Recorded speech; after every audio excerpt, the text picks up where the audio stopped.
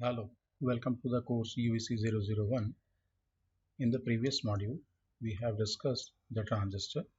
Now, in this module, we will discuss about common base configuration.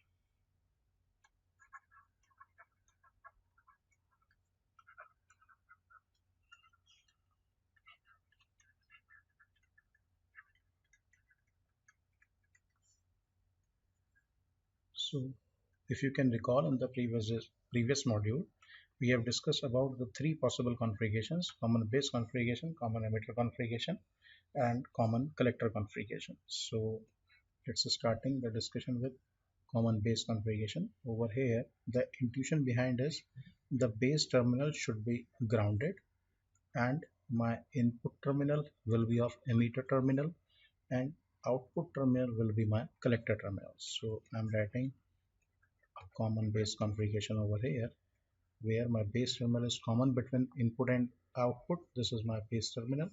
So this is my input side. Here it is my output side.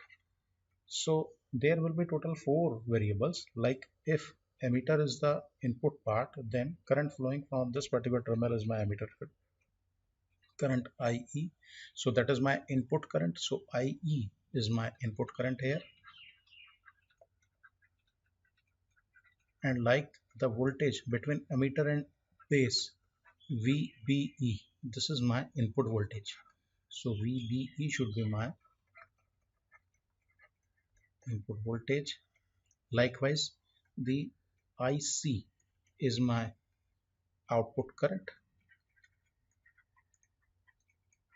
and VBC, that is my output voltage. So this is my output voltage. So this is the intuition, like IE and VBE, these are my input variables,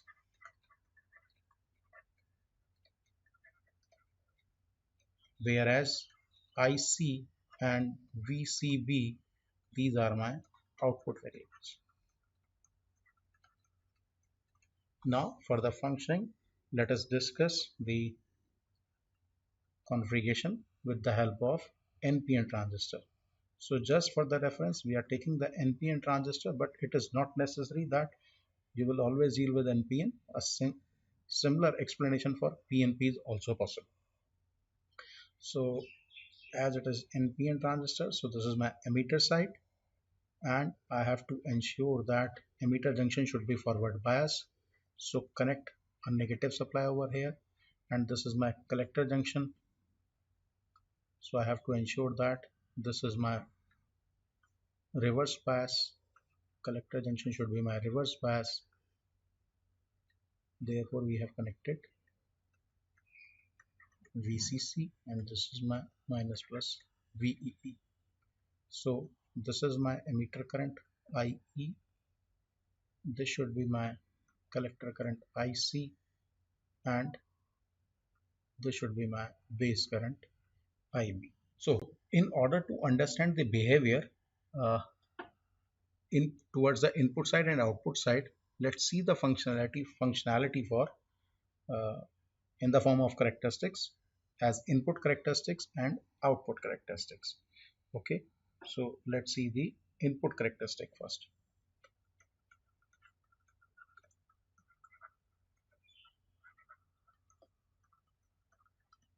Input characteristics of common base configuration.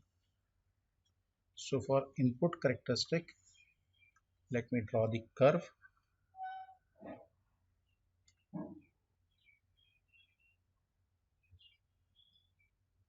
On the y-axis there will be input current, so you can see my input current is IE in terms of milliampere, whereas on x-axis VBE, that is my input voltage in terms of volts, and we need to draw this curve on various values of output voltage. So this is the curve on different values of output voltages. Suppose this is at 0 level.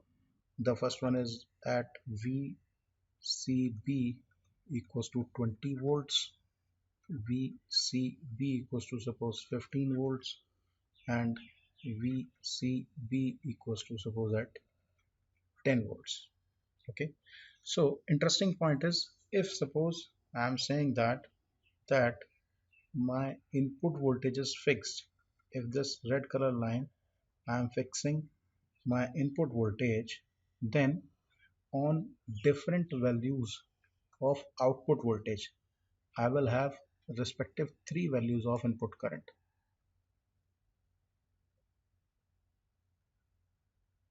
So I am referring, this is my IE3, IE2 and IE1, and the relation is IE3 is greater than IE2 greater than IE1. That means if output voltage increases, so high amount of input current is required. Okay, so higher value of input current is required for large output. And there is a strong concept, this is known as basically Early's effect.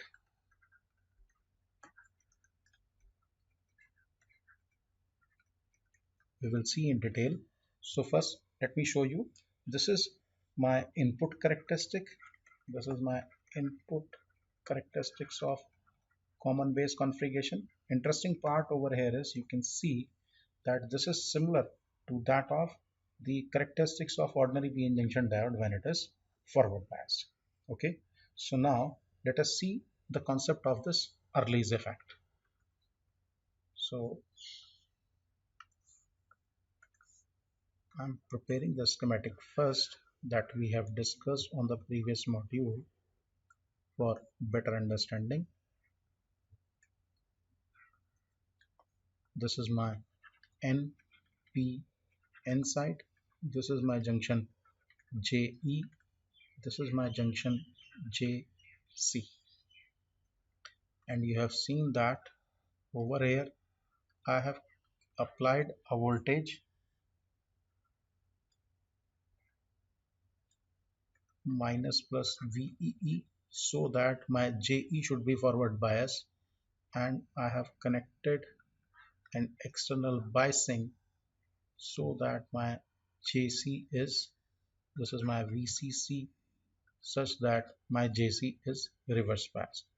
So JE should be forward biased and JC should be reverse biased.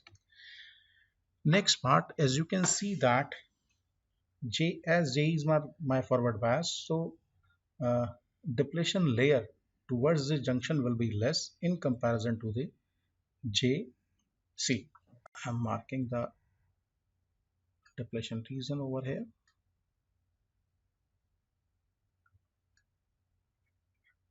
This is at emitter junction. However, this JE,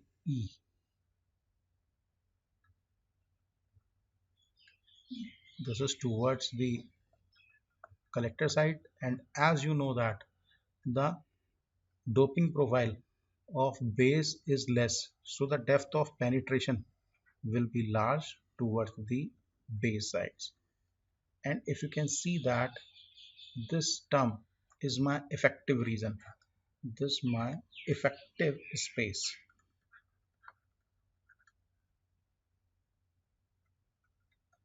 effective space of base, this is my effective space or effective region of space. And again it will depends upon the output voltage, means VCB, and you know that the value of this space charge region will be more if I am increasing the value of external voltage. So if VCB increases, that means this of penetration depth of penetration or in other words I am writing the space charge region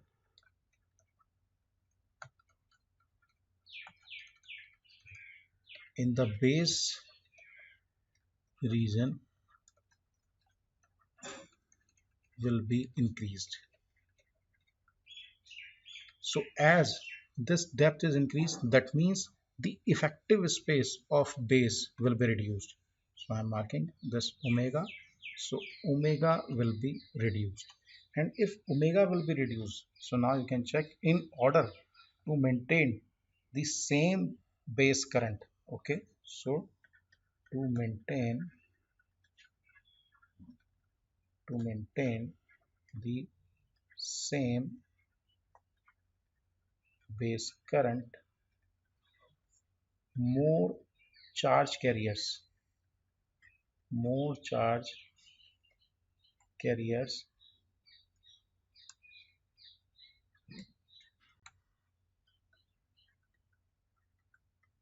injected from the emitter.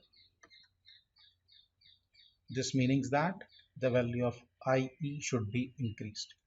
So I'm just repeating, in order to maintain the same base current, that means more charge carriers needs to be injected from the emitter sides. So IE should be increased. That means if my VCB increases, the corresponding input higher value current is required. So this term is known as base width modulation. This term is known as base width modulation, and this effect is known as phenomenon is known as Early's effect.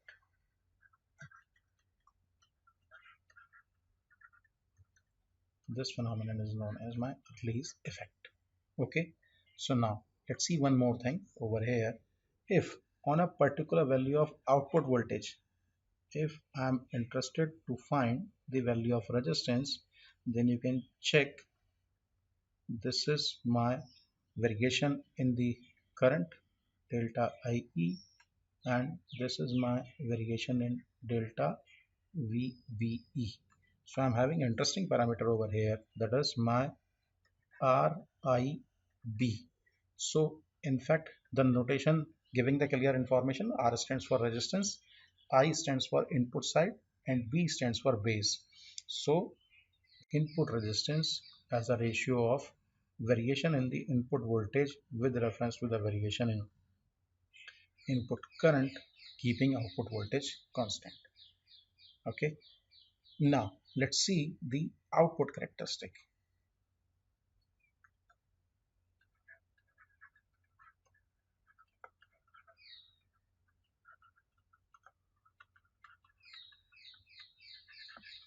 Output characteristics of common base configuration. So again it is a plot of output current versus output voltage. So output current is my IC in terms of milliampere, output voltage is VCB in terms of volts, and we will draw this characteristics on different values of input current. The curve is almost flat. The curve is almost flat. This is indicating that it is almost independent to the output voltage. However, it is strongly depending on the input current. So this is the first case when IE equals to 0 milliampere, and then depending upon the values, suppose IE equals to 1 milliampere, 2 milliampere, 3 milliampere, 4 milliampere, 5 milliampere, 6 milliampere, 7 milliampere and 8 milliampere. In fact, as you can see that this particular region is a reverse bias region, so there may be a chance of breakdown. So these red color lines I am marking over here is for the breakdown direction. Second interesting part over here is you can check at some value of IE. When IE equals to 0, I have shown some amount of current over here. So let me indicate the situation first. What will happen if I am keeping my input side open? So my base terminal is common. Biasing is connected to ensure that JC is reverse biased. So this is my VCC. Okay. However, open circuit is connected to the input.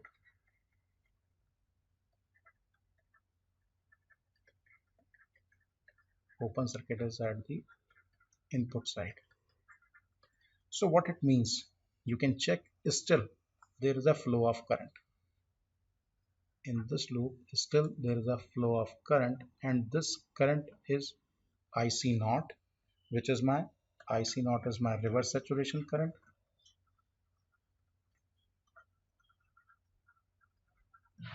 This is my reverse saturation current. In fact, there is another standard notation. It is termed as ICVO. It is termed as ICVO. That means current flowing between collector and base terminal when open circuit was applied to the input. When open was applied to the input. So this is very interesting. You can check this IE equals to 0 constituting my current IC, where this IC is nothing but ICBO. So this is ICBO when IE equals to 0.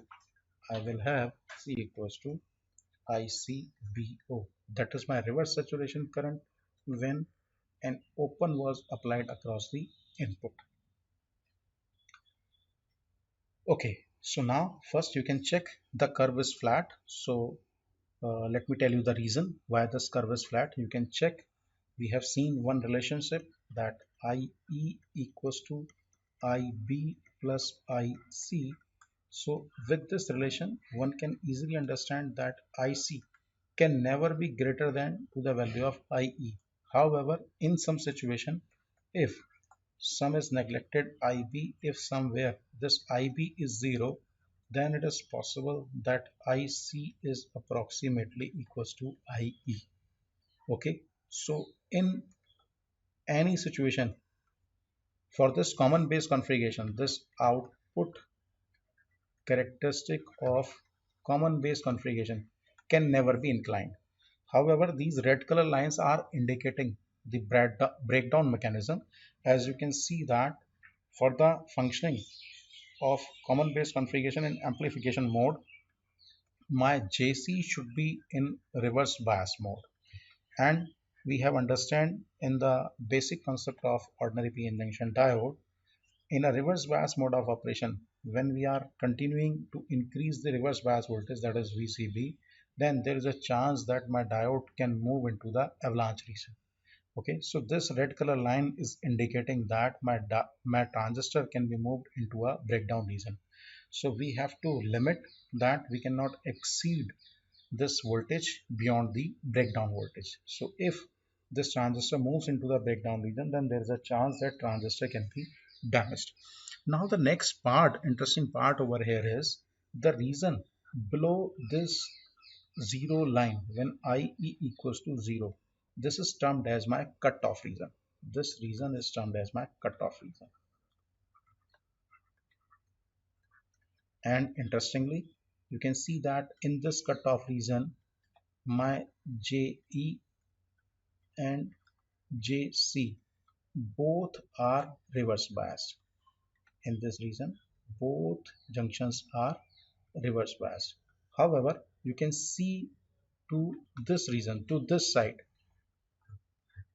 where you can check there is a negative VCB, negative voltage, and this particular region is my saturation region.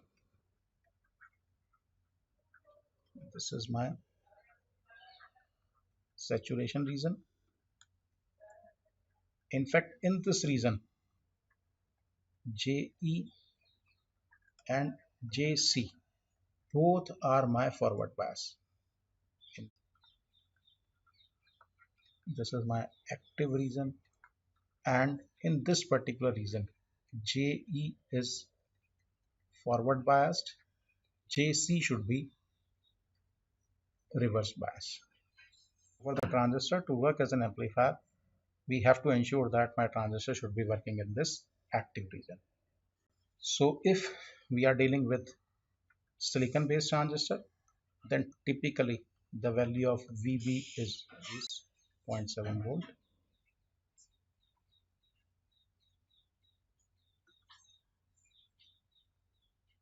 and there is an interesting parameter which is termed as alpha, okay, or it is termed as the current amplification factor for common base configuration.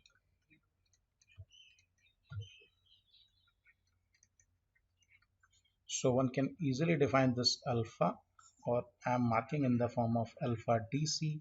It is the ratio of output current to the input current. So it should be the value of IC to the current of IE.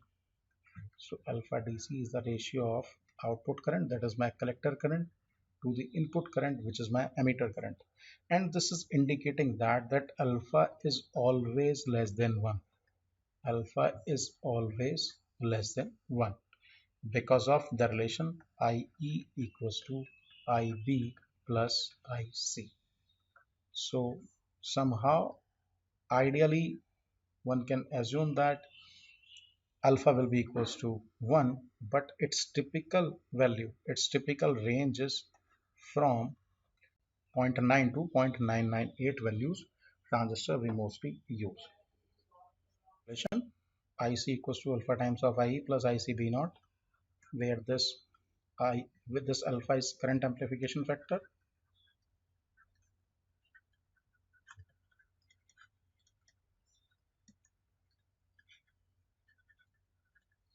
This IE is my input current, and this is current due to minority carriers, or my saturation current. In fact, reverse saturation current. So this relation is very important, and this relation is valid for common base configuration. So my common base configuration, output current is amplification factor multiplied by input current plus reverse saturation current. So now you can see that over here my output current is depending on majority carriers as well as minority carriers, because this reverse saturation current is due to minority carriers. So this is current due to minority carriers. Likewise, one can find the value of alpha AC also. So if my signal is variable rather than a fixed signal, so it can be defined by variation in the output current with the variation in the input current. CB output voltage must be constant. VCB must be constant. As you can see that we have to find this at a constant value of output voltage. So I am making on this vertical line my VCB is constant, and if I am choosing these 2 points as my input current, if these are my 2 points, then the corresponding values of collector current can be found. Suppose this is my IE2, this is my IE1, so corresponding value of IE1 is IC1 and it is IC2. Therefore alpha AC, IC2 minus IC1 divided by IE2 minus IE1. So by this way, one can easily calculate the value of alpha AC from the output characteristics of the common base configuration. So from the output characteristics of common base configuration, one can easily find the value of alpha AC, that is IC2 minus IC1 upon IE2 minus IE1, where this red color line is indicating the constant output voltage. So this is all about my common base configuration. In this module, we have discussed about the input and output characteristics. We have seen the Early's effect, or usually termed as the base effect modulation, and we have discussed that important term alpha, which is my current gain, which is my current gain for common base configuration. And interesting part over here is this alpha is always less than 1. So we are stopping this module here. Thank you.